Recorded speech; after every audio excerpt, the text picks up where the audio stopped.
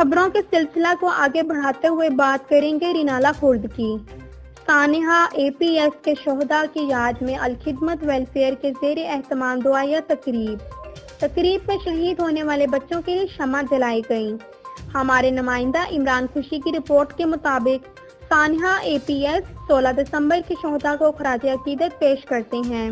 سانحہ APS کی 6 برسی پر آج بھی زخم تازہ ہیں۔ اس المناک سانحہ نے پاکستان کی تاریخ بدل دی۔ سانحہ APS کے معصوم شہداء کو ہم نہیں بھولے۔ معصوم بچوں نے ملک کی خاطر قربانی دے کر وہ قرض اتارا جو ان پر واجب ہی نہ تھا۔ بزدل دشمن نے پشاور میں APS اسکول کے بچوں کو ٹارگٹ کر کے ہمارے دل زخمی کیے۔ ہم آج کے دن عہد کرتے ہیں کہ ملک کو امن کا گہوارہ بنانے کے لیے کسی بھی قربانی کے لیے کوئی کسر اٹھا نہ رکھیں گے۔ ہم اپنے شہداء کے والدین کے ساتھ اظہار یکجہتی کرتے ہیں۔ اللہ رب کریم معصوم بچوں کے درجات بلند فرمائے اور ان کے والدین کو اس المناک حادثہ پر صبر دے، آمین۔ ملک دشمنوں کو امن خراب کرنے نہیں دیں گے۔ ہم فوج کے شانہ بشانہ کھڑے ہیں۔ مقررین